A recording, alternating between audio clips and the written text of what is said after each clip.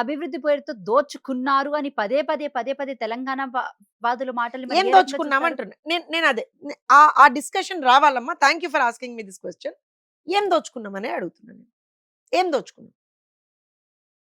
సమాధానం చెప్పమనండి ఒక్కొక్కటి. రియల్ ఎస్టేట్ పేరుతోటి ఏం దోచుకున్నాం బిల్డింగ్స్ అంటే కట్టడాలు కానివ్వండి, ఏం కట్టారు? నిజంగా మాట్లాడితే బినామీలు, నిజంగా మాట్లాడితే ఓఆర్ఆర్ కి సంబంధించి ఆ ప్లాన్ చేంజ్ చేసి రియల్ ఎస్టేట్ భూదందా నడిపింది ఎవరు?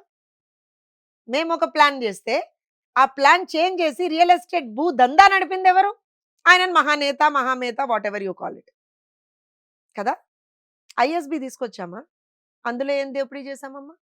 IIIT తీసుకొచ్చామా, అందులో ఏం దోపిడీ చేశామమ్మా? నల్సార్ తీసుకొచ్చామా, అందులో ఏం దోపిడీ చేశామమ్మా? ఏం చేశాం? హైటెక్ సిటీ కట్టాం, అందులో ఏం దోపిడీ చేశామమ్మా?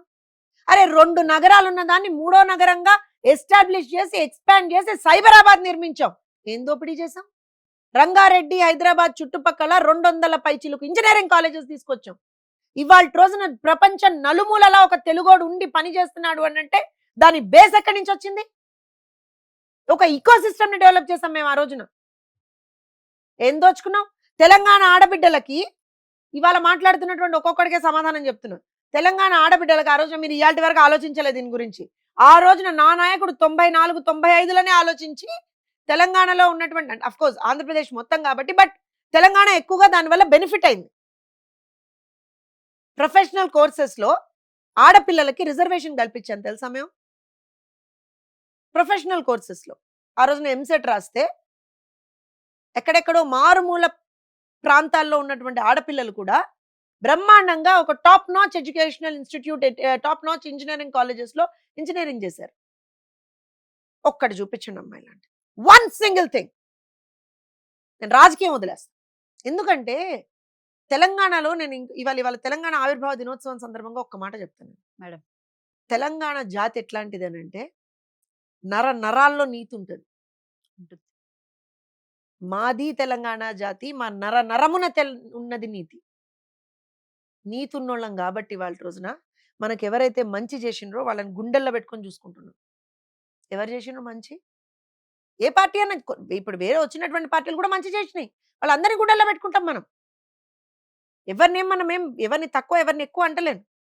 ఇవాళ రోజు కూడా మీరు ఏ మారుమూల తెలంగాణలో ఉన్నటువంటి ప్రాంతానికి పోయి మీరు అన్న నందమూరి తారక రామారావు గారి పేరు తీసుకున్నా, చంద్రబాబు నాయుడు గారి పేరు తీసుకున్నా చేతులెత్తి దండం పెడతారు ప్రజలు.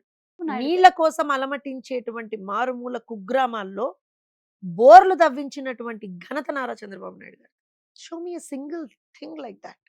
చంద్రబాబు నాయుడు గారు బేసిక్ గా జస్ట్ హైటెక్ సిటీ ఒకటి నిర్మించి మొత్తం హైదరాబాద్ నేనే డెవలప్ చేశానంటే ఒప్పుకోము అని కొంతమంది బీఆర్ఎస్ సాక్షిగా కానివ్వండి, లేకపోతే ఇటు కాంగ్రెస్ వాళ్ళు కూడా అంటున్నటువంటి మొదటి మాట.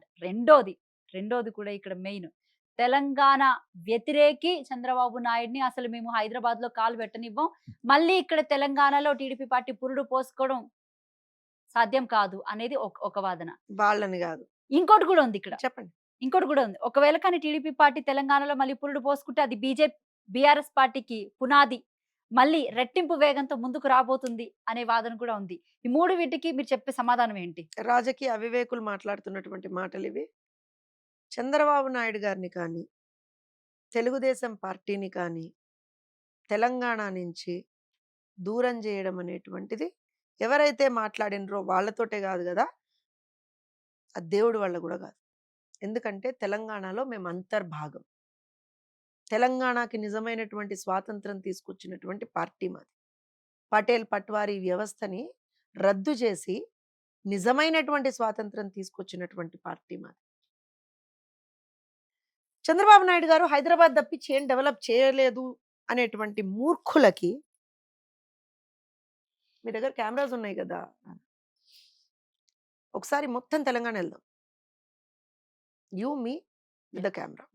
ఓకే, ప్రతి చోట మారుమూల ఏటూరు నాగారం దాటినాక వాజేడుకి ఏటూరు నాగారంకి లింకింగ్ గా ఒక బ్రిడ్జ్ కన్స్ట్రక్ట్ చేయాలని అప్పుడెప్పుడో అనుకుంటే దానికి ఫస్ట్ పునాది వేసింది చంద్రబాబు నాయుడు గారు. Remote control areas, backward districts, ఆ రోజున నక్సలిజం బాగా ఎక్కువగా చాలా ఉన్నటువంటి ఎక్కువ ఏరియాస్. ఉంటుంది. అవును. ఎగ్జాంపుల్ చెప్తున్నాను. కరీంనగర్, ఆదిలాబాద్, నిజామాబాద్ ఈ ప్రాంతాల్లో ఆ టౌన్‌లు తర్వాత కొంచెం మనం గ్రామాల్లోకెళ్తే నీటి ఎద్దడి చాలా ఎక్కువగా ఉండేది. హ్మ్. అలాంటి చోట్ల అక్కడ అక్కడ ఎమ్మెల్యేలకి అది ఒక టాస్క్ తెలుసా మీకు? అవును. ఇప్పుడు మీరు తీసుకుంటే సుద్దాల దేవయ్య గారు గుర్తున్నారా మీకు? ఎమ్మెల్యే, మాజీ ఎమ్మెల్యే. హ్మ్. హ్మ్. ఆయనకి అంటే నేను ఎగ్జాంపుల్ చెప్తున్నా మీకు. అలా ప్రతి ఎమ్మెల్యేకి టాస్క్.